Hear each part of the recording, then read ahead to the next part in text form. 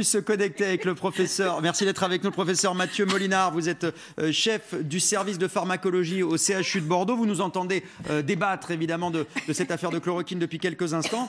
En tout cas, ce qui est sûr, je sais que beaucoup de médecins sont tentés, parce que leurs patients leur demandent de faire de l'automédication et de commencer finalement un traitement quand on a une suspicion de Covid. Et là, vous mettez en garde les médecins et les Français aussi. Oui, tout à fait. Alors, je voudrais rester sur le terrain de la science, si vous voulez bien, et pas rentrer sur le terrain de la médiatisation, de la polémique ou autre qui était discutée auparavant. Il faut savoir ce que l'on sait sur l'hydroxychloroquine et il y a un mélange entre chloroquine et hydroxychloroquine, un doux mélange d'ailleurs. On ne parle pas de chloroquine qui est utilisée par des millions de personnes, on parle d'hydroxychloroquine qui est plus efficace possiblement in vitro et qui est utilisée beaucoup moins puisque c'est utilisé pour le lupus et la polyarthrite rhumatoïde. Ce n'est pas les mêmes molécules, ce n'est pas les mêmes risques, il y a une confusion qui est savamment entretenue, on va parler d'hydroxychloroquine. Alors qu'est-ce qu'on sait sur l'hydroxychloroquine? Pas grand-chose. On sait que ça marche in vitro, on sait que quand on met ça sur des boîtes de pétri, on arrive à inhiber la prolifération du virus, mais ça on l'a aussi avec l'hydroxychloroquine pour la grippe et pour la chloroquine pour beaucoup de virus, l'Ebola, le chikungunya, etc. Et entre ce qu'on trouve in vitro et ce qui se passe in vivo, il y a un grand pas qu'il est difficile de franchir parce que les concentrations qu'on obtient dans les bronches ne sont pas forcément les mêmes que celles qu'on a à la boîte de pétri. Et donc on l'a essayé beaucoup de fois in vitro, cette chloroquine, puis hydroxychloroquine, in vivo, on les a essayés, ça ne marche pas in vivo. Ça ne marche pas in vivo pour tous les virus que je citais tout à l'heure. Et pour le chikungunya, pire, ça aggrave les patients dans un essai clinique qui était bien contrôlé. Et André Flahault a très bien expliqué ça récemment. Il avait été évoqué au moment de la crise du chikungunya qu'au motif que ça marchait in vitro, on allait donner directement aux patients de la Réunion ce traitement. Et heureusement qu'il y a eu une intelligence qui a été de dire on va quand même faire un essai clinique et on va contrôler par rapport au placebo. Et c'est là qu'on s'est aperçu qu'on allait faire une énorme bêtise parce qu'en fait, on aggravait les patients. Monsieur Molinard, le professeur Raoult dit pour l'instant qu'en tout cas, sur les patients qu'il traite, 1 millier de patients en ce moment avec ce traitement hydroxychloroquine accompagné de l'azithromycine. Merci beaucoup Gérald. Pour l'instant, le professeur Raoult dit que ça se passe bien, qu'il commence à avoir des résultats. Il n'y a pas encore de résultats publiés, mais lui, il voit du positif. Il voit visiblement des maladies qui régressent. Alors, qu'est-ce que vous répondez à ça? Lui, il dit qu'il y a du concret. Alors, M. Raoult fait des essais, soyons bien clairs. Il fait des essais qu'on appelle des essais monobras. Il y a plusieurs types d'essais, l'essai standard étant l'essai contrôlé contre placebo.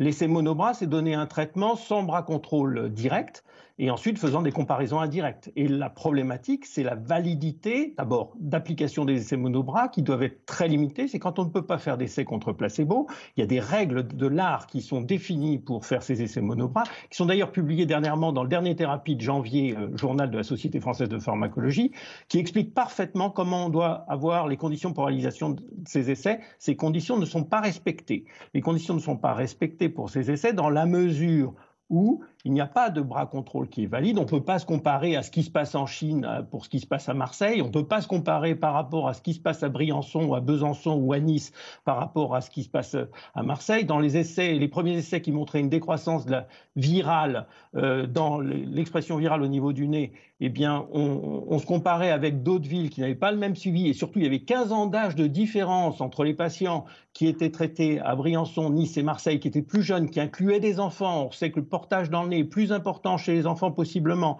et que les patients qu'ils traitaient à Marseille. Donc, si vous voulez, on compare des choux et des carottes et on dit ça marche. Excusez-moi, sur l'étude qui a été présentée avec 80 patients, dernièrement par le professeur Raoult, là encore, un essai monobras, 80 patients ont été traités qui étaient des patients parfaitement en bonne santé. C'est les patients dont on voit les photos à la télévision qui font la queue devant l'IHU parce qu'ils ont un petit peu de fièvre. Ce n'est pas les patients qui sont hospitalisés. C'est ce qu'on a vu, effectivement.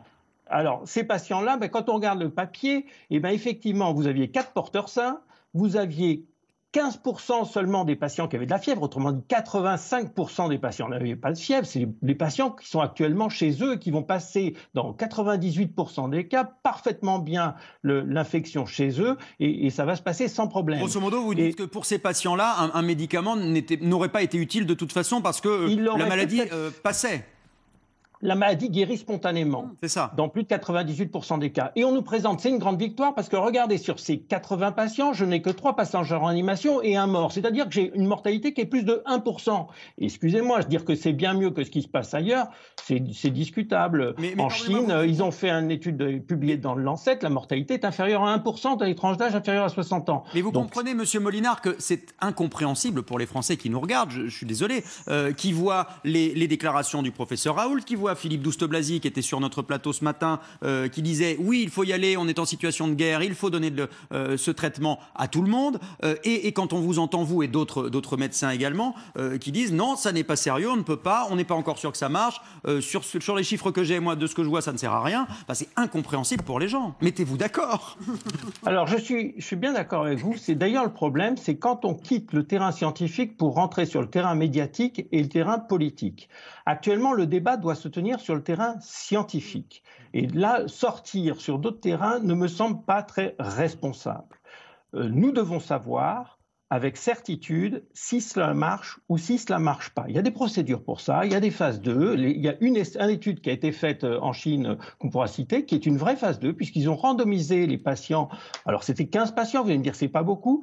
15 patients ont reçu l'hydroxychloroquine, 15 patients quand on dit randomiser, c'est qu'on tire des patients au sort. On tire au sort, c'est-à-dire que toutes les conditions sont a priori identiques, parce qu'on va avoir le même âge entre les groupes, et on peut espérer que le tirage au sort ait marché correctement et équilibré les groupes de manière équivalente.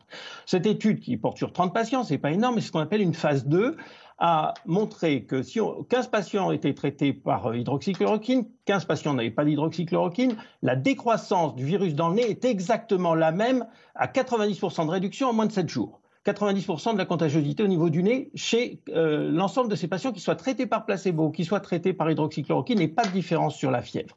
Donc cette phase 2 est négative. Ça ne marche pas. Alors peut-être que ça marche. Je souhaite que ça marche, hydroxychloroquine. J'adorerais savoir que ça marche et qu'on a enfin un traitement disponible. Mais tant qu'on ne le sait pas, on fait prendre des risques aux patients avec certitude, puisqu'on sait qu'il y a un risque cardiaque, et on pourrait revenir dessus, de l'hydroxychloroquine, en plus ajouté à l'azithromycine. Le professeur Raoult en a parfaitement bien pris conscience, puisque maintenant il fait des électrocardiogrammes systématiquement à ses patients avant la mise sous traitement, et il vérifie le potassium, et il refait un électrocardiogramme après la mise sous traitement, qui sont des précautions qui n'étaient pas les précautions qui étaient préconisées initialement, mais qui étaient recommandées par les centres régionaux de pharmacovigilance, qui ont fait une très bonne recommandation là-dessus.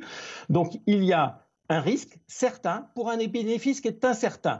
Et au mieux, cette maladie guérissant spontanément, on fait prendre le risque à 98% des patients qui vont guérir à coup sûr, pour 2% des patients qui ne sont pas sûrs d'avoir le bénéfice de ça. Alors, ce que vous nous dites est pour le coup extrêmement clair. Moi, j'ai du coup envie de vous poser une question. Quand est-ce qu'on aura des résultats fiables, avec des études fiables, menées correctement pour savoir... Est-ce qu'on les aura et en combien de temps? Est-ce que vous le savez? Parce que Discovery ou e-Covid, c'est pas le protocole de Didier Raoult.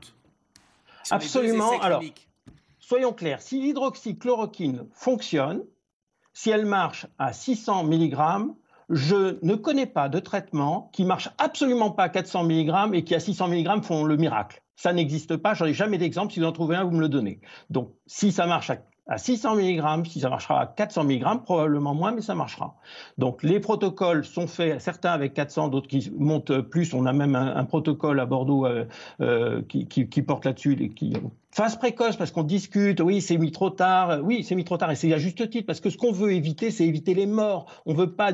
L'objectif du traitement, c'est pas simplement éviter que le virus sorte du nez. Ce qu'on veut, c'est éviter des morts. On veut éviter des patients qui vont en réanimation. On veut éviter des hospitalisations. C'est ça qui nous intéresse. La chute du virus, à la limite, si c'était pour diminuer la contagiosité, c'est très bien, mais le confinement et le masque, ça suffit. Donc, on veut éviter des morts. Et pour éviter des morts, il faut faire des études proprement conduites.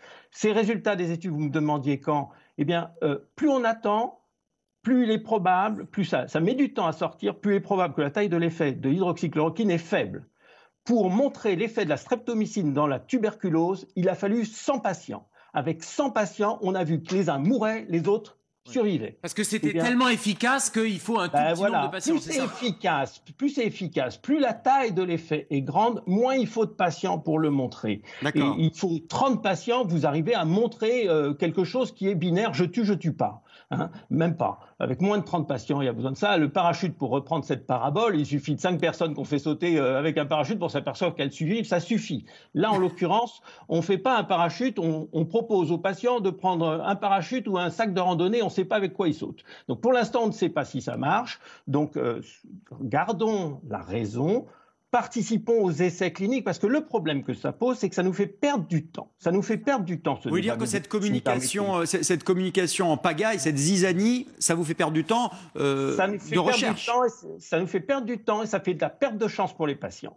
Pourquoi ? Parce que cette communication tous azimuts a un inconvénient, c'est que maintenant les patients refusent de participer aux essais cliniques au motif qu'ils n'ont pas l'hydroxychloroquine, dont je répète, on ne sait pas, et je ne sais pas si c'est efficace. Donc les autres essais cliniques pour les traitements qui sont envisagés, des gens ne veulent plus participer à ces tests parce qu'ils disent « moi je veux le test du professeur, je veux les essais du professeur Raoult », c'est ça?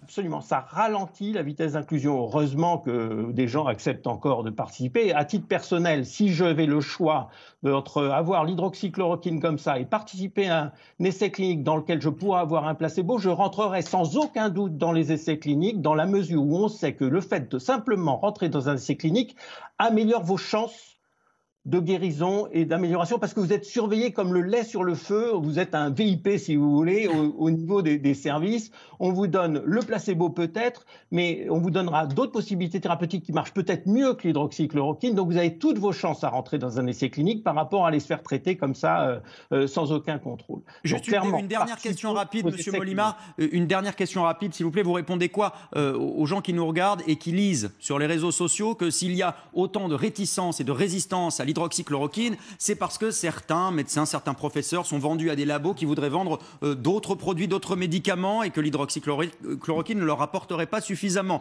Il y a ces thèses aussi complotistes que vous avez peut-être déjà lues, un peu parano. Vous répondez quoi à ça ? Je ne rentrerai pas sur ce terrain, je resterai sur le terrain scientifique, et le terrain scientifique à ce jour dit « nous n'avons pas encore d'évidence que l'hydroxychloroquine plus azithromycine soigne des patients avec une amélioration clinique par rapport à ne pas en donner dans un essai qui est bien conduit, qui justifierait qu'on utilise ce produit de manière importante, et je souhaite que cela fonctionne, mais je n'ai pas les éléments. Pour l'instant, je répète, on fait prendre un risque certain aux patients pour un bénéfice qui est incertain, et tout le reste n'est que de la discussion de salon. Merci beaucoup Mathieu Molimard d'avoir été avec nous pour ce que vous avez dit, toutes vos déclarations pour le coup extrêmement claires et argumentées. Ensuite, chacun évidemment se fera sa propre opinion. On a vu qu'il y a quand même... non, justement, il ne faut pas qu'on se fasse... Le problème, c'est que... Il est là le problème, c'est que... mais enfin, vous avez quand même des professeurs et des médecins qui disent exactement l'inverse de ce que vient de dire notre pharmacologue. Ça n'aurait pas dû sortir dans l'opinion, dans la sphère médiatique ou politique, parce que chacun se fait sa propre opinion. Et c'est bien là le problème et là le risque, parce qu'on ne peut pas sur des sujets comme ça se faire notre propre opinion, parce qu'il y a des choses qui sont binaires, ça fonctionne ou ça fonctionne pas, et c'est ça qu'il faut qu'on documente.